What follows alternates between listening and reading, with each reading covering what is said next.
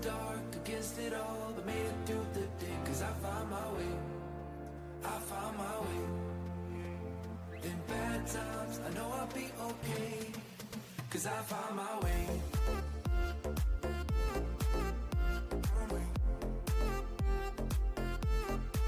Cause I found my way.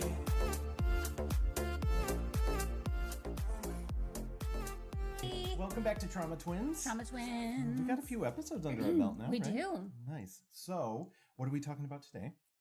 Codependency. Yay! So we're actually getting back to the trauma. We talked about signs and spirit and Fun topics. fun, and now we're getting into the nitty gritty. Yeah, but it's good. This is healthy. Yes. This is what we're doing it for, right? So codependency and people pleasing is what I want to kind of hone this around, and eventually segue into boundaries. Why we need them, why it's important to our self-care and our awakening, our expanding awareness, how we grow as a person.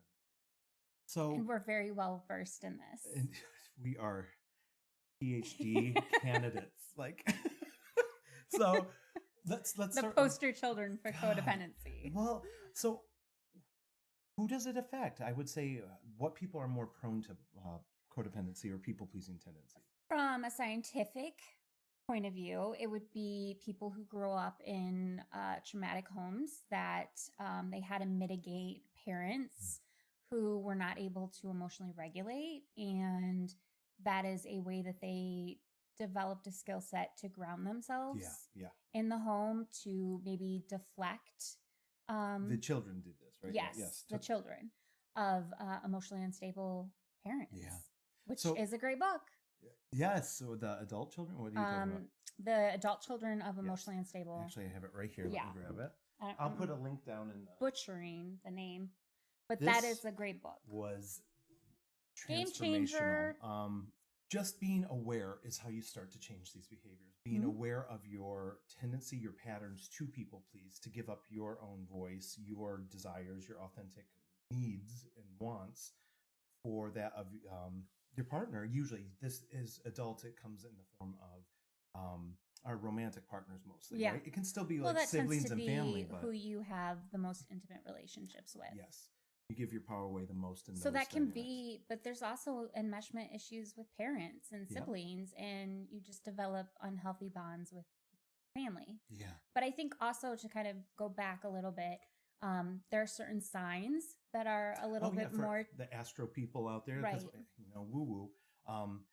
People Why do who we do woo woo? It's not woo woo. it's not, but I love it. I like These are things that go back thousands of years. yes, Like, I reclaim that power. But no, I was listening to the pattern, which I have another video on. Check that out. But the pattern talks about if you have in your big three, your sun sign, your moon sign, or your ascendant. Now, disclaimer: you're not going to necessarily have issues with codependency. all people-pleasing. astrology is a blueprint to kind of give you a guide of why you might have certain behaviors or attract certain themes. It's not a end all be all. Yeah. This is how it's going to play out for you. So we're talking to everyone here, but there is a pattern that people with Cancer in their big three, Pisces, because they're emotional, they're sensitive, and natural nurturers. So we're just prone to take on more of other people's issues and wants and giving away our power to keep Nurturing. the peace, to nurture. Yeah. Libras, though, as well. Libras, because it's all about keeping the balance. Yeah. I have a Libra ascendant. You're a Cancer moon. Scorpio Yeah, rising. so a lot of water. I have but- a Libra descendant. So again, not for everyone. not Again, necessary. PhDs. Yeah, but be aware of, the more you know yourself, you can, it can help you navigate a lot of this stuff. Right. So what is codependency again? So codependency is giving away our power Yes. or excessively psychologically relying on Or finding your self-worth and external validation. yes, through others and what you're able to bring to the table, so to speak, I Yeah. guess. Yeah, I would say that's a good definition. Okay. So what does that look like? How do you know? How do you pinpoint these like people pleasing? Where to start? Right. I mean, any woman watching can understand that we were conditioned from the time we were like 3 to be people pleasers. That's fascinating, actually. The way women are raised versus men. Yes. Yeah. We are taught to not rock the boat. We are taught that you need to just go with the flow and be meek and sweet. Don't be, unkind.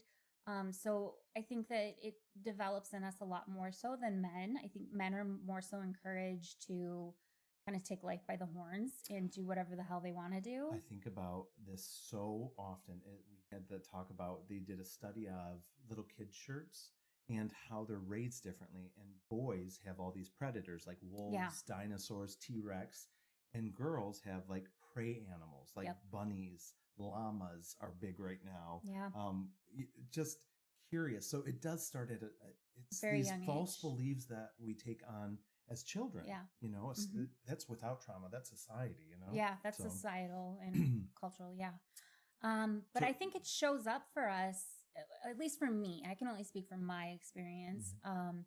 The ways that it showed up in my life was in my personal relationships with others. I wasn't able to say no. Yeah, that's a big one. I was not able to set boundaries. And then when you do, you feel guilty or shame about it. I still to this day feel guilt and shame around a boundary. Yeah. Me too. It also comes up for me as just not speaking my truth, not living authentically. Yeah. So what does that look like? Give me an example. What again, these are usually in relationships, but let's do one with a parent and then one with a partner.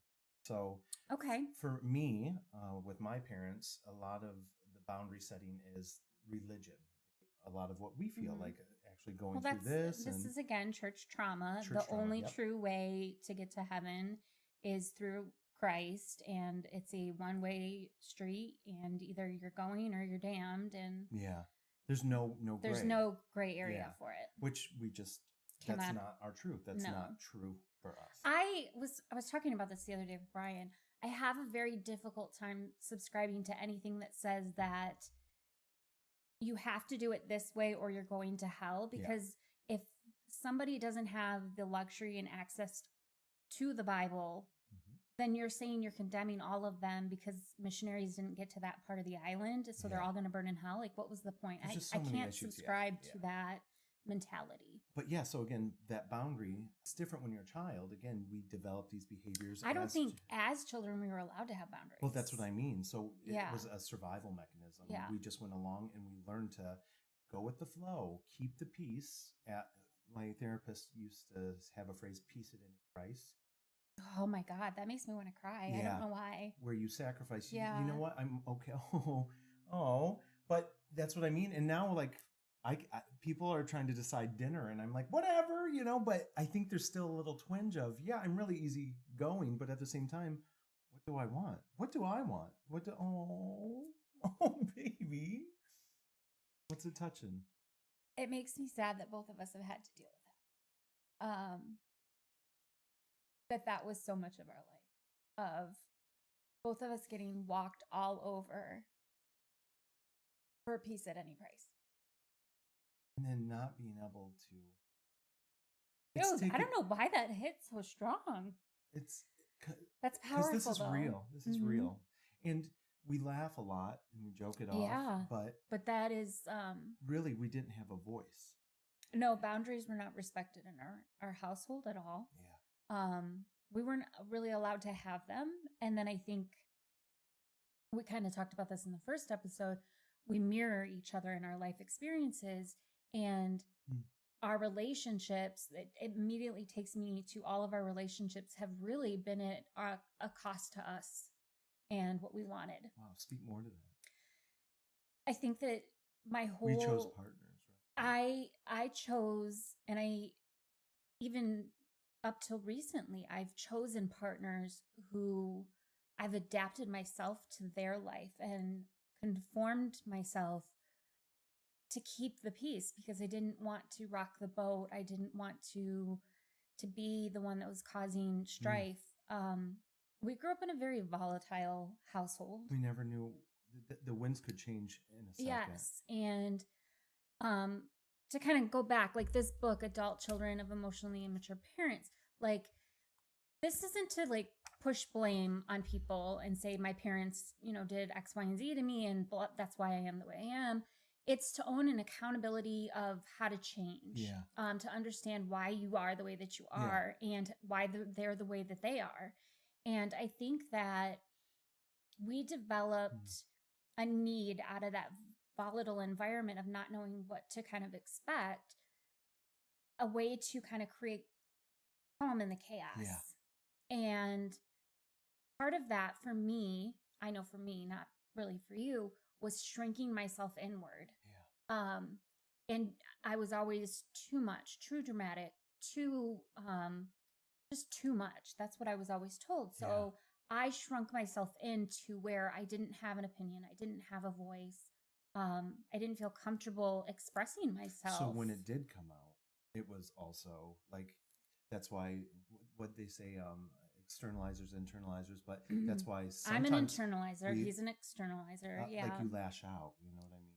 I Like, will say that even today, with all the amount of work I've done, my anger scares me. yeah. It is Wow. something that I do not readily tap into, because I saw so much anger growing up. This is actually a really common thing with people pleasers. Right. Anger is a healthy emotion. It tells Yeah. us when boundaries have been crossed, Yes. when we are being done wrong, or when we need to stand up for ourselves, or what's important to Right. us. So when we fear that, when that piece, there's a negative connotation to a very healthy, important, vital emotion that helps navigate, our relationships. Right. That changes the Yeah. dynamics completely. It Yeah. warps everything. Yeah. I remember Wow. Yeah. into my early 20s, I had a lot of anger and rage. And You were. that is what I associate with myself being out of control. And so now that I've kind of, with age, I think anybody who knows me has kind of seen me come into this place of, I'm very quiet now. Yeah. I am much more of an observer. It's your I don't equilibrium, feel right? the Yeah. need to fill silence. I think a lot can be learned by just being in silence. And because I've come into that, I have very much stepped away from my anger, and I fear it because I've seen the hostility. We've seen what up anger close. unleashed Yes. and uncontrolled can do. And that makes me nervous to tap into it. But at the same time, I'm not saying I don't ever feel anger. No, we need to feel anger. I feel Like, anger yeah. at other people's injustices, Yep. which I think kind of leans into the codependency, to get us back on track. Yeah. I feel a lot of anger when somebody else has been wronged. Yeah. But not when I have been wronged. That's a great point.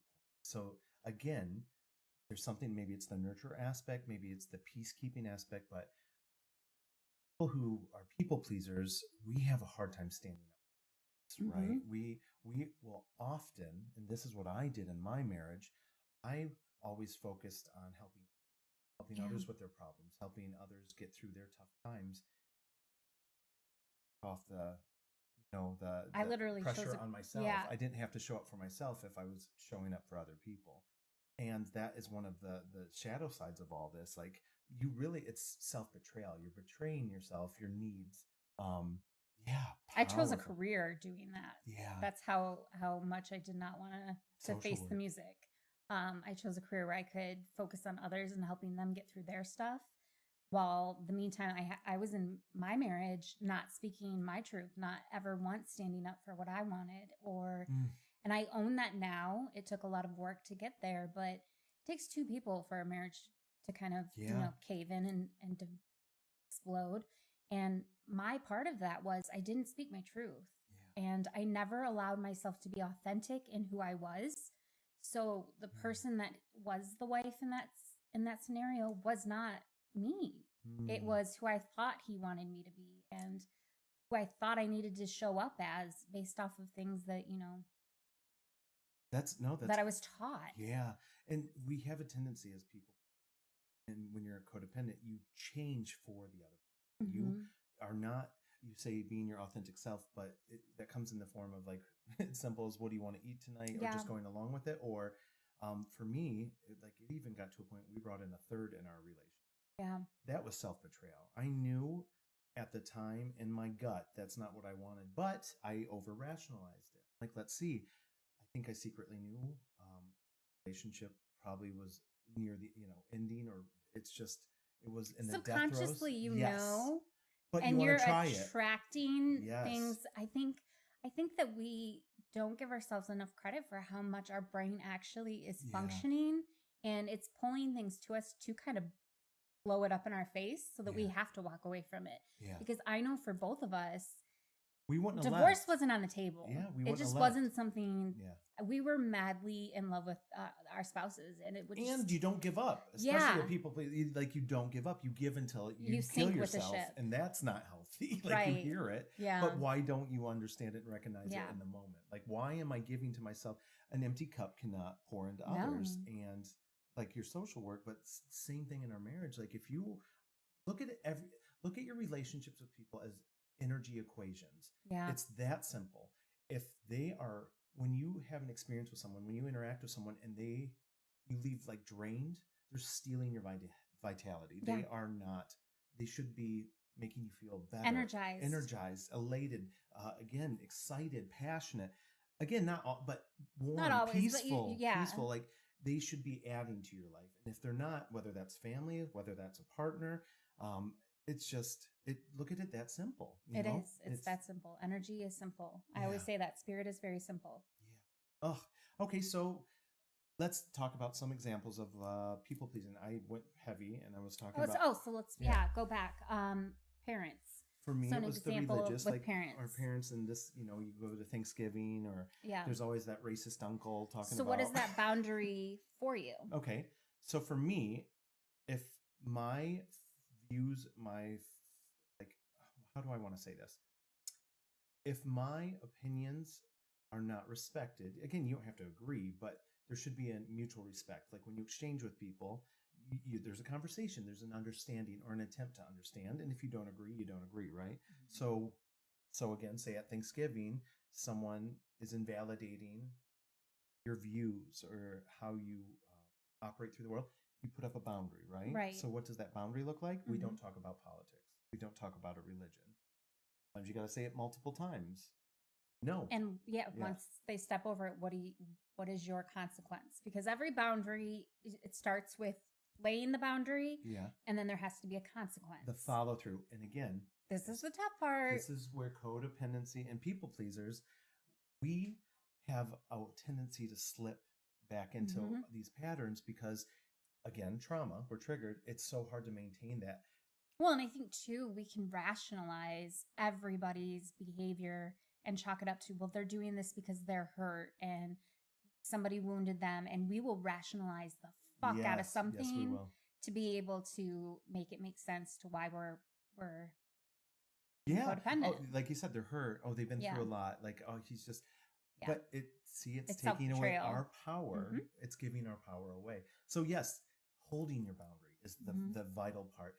And people who are accustomed to you being a pushover, or not having boundaries, for being weak with your porous boundaries, I think it says, is they're going to push it, and it's up to you to break these, to be aware and break these cycles, these patterns, to keep the boundary in place. So I think we just had an experience with a visiting parent, and I had to put it again.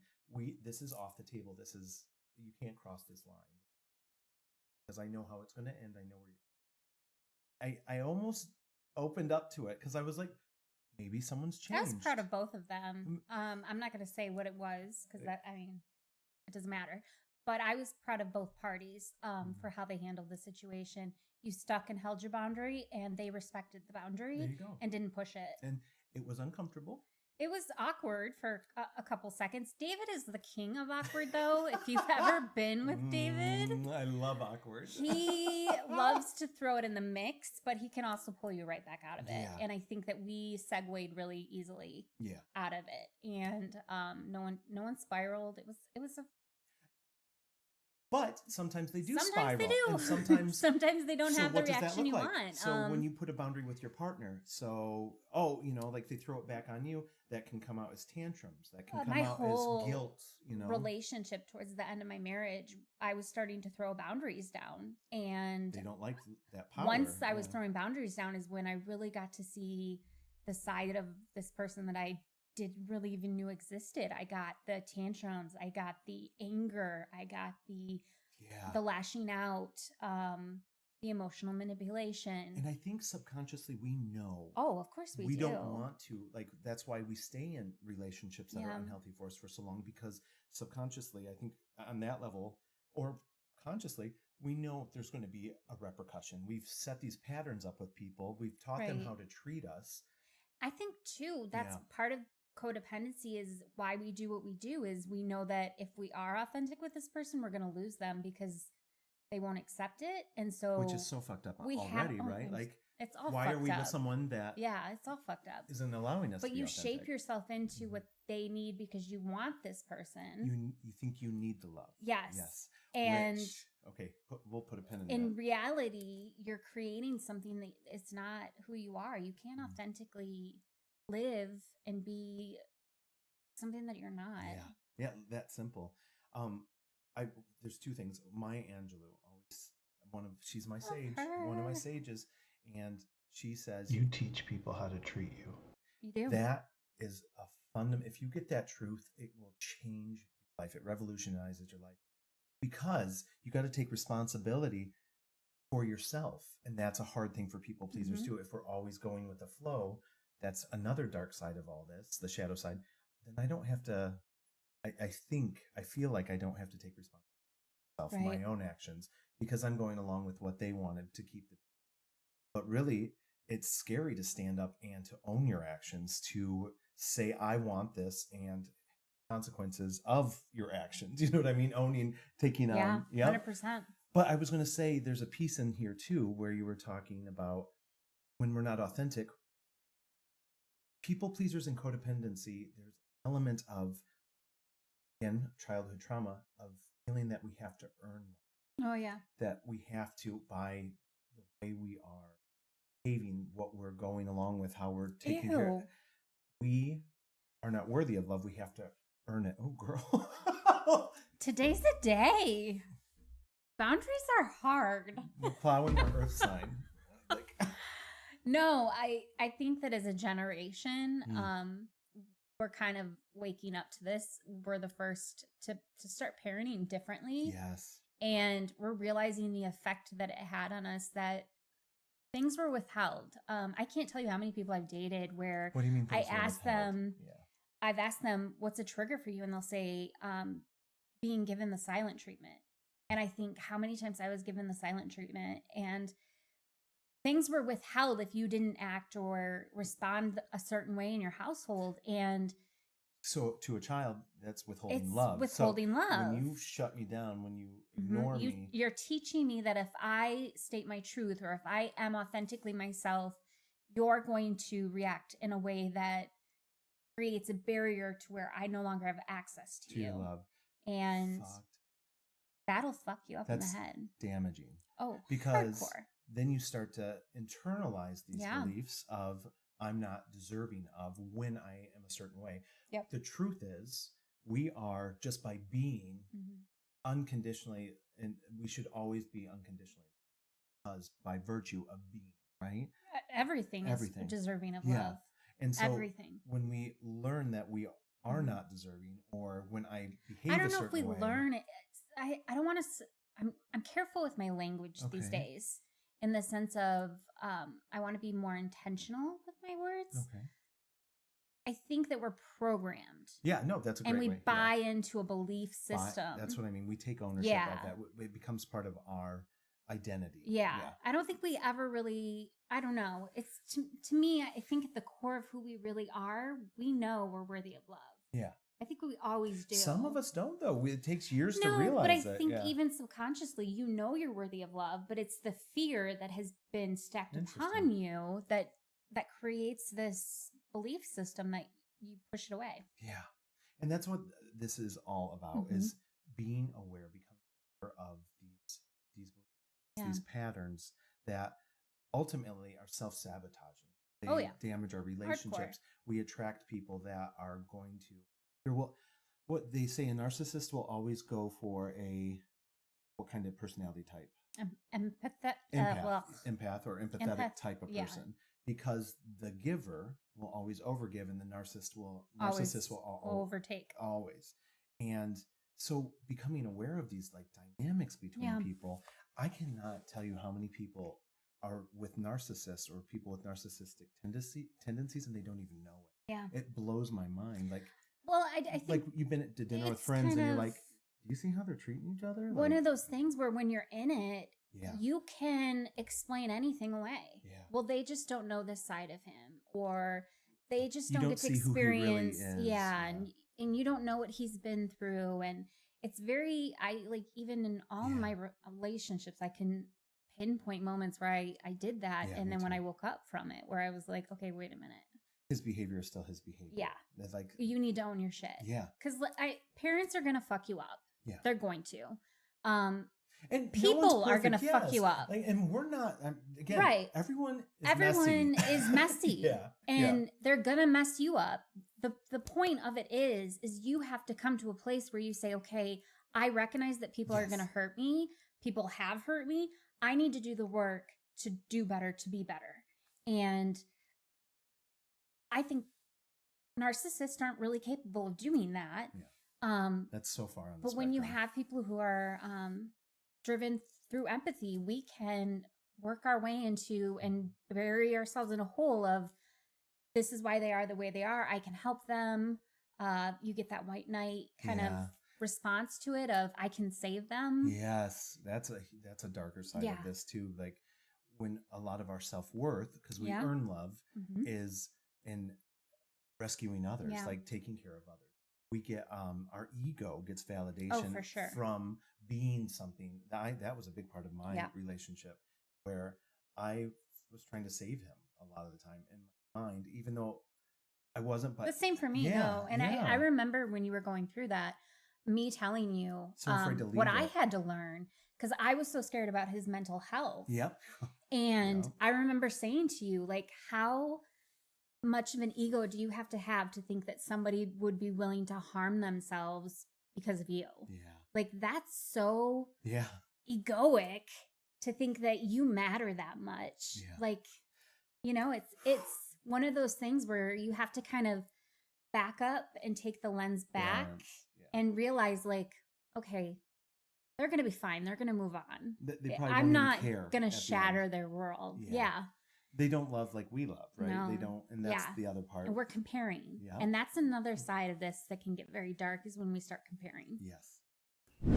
Wow, I am hoping you're enjoying this conversation as much as we enjoyed having it. This is definitely close to home for us. And if you are in a place where you recognize these things and it resonates and there's patterns that you're starting to notice, it's in becoming aware of them that our life can really transform. By being aware of our behaviors, that and only then can we switch our behaviors. So if any of this stuff is starting to resonate or spark some interest, I want to tell you about the Divinity Book Club that I'm going to be starting pretty soon in the next month or so on my Patreon channel. It's going to be a monthly gathering, a virtual gathering, but we're going to start discussing books like the one that me and Sarah have been discussing, whether it's The Power of Now or This Adult Children of Emotionally Immature Parents. I really want to get a group together where we start digging into this self-work, this healing, and we start hearing from each other and realizing that we're not alone, that our experiences are not isolated, and there's power in that. And the biggest part of all this is empowerment, finding your source, your truth, and growing into a more peaceful, full, flushed out, complete human being.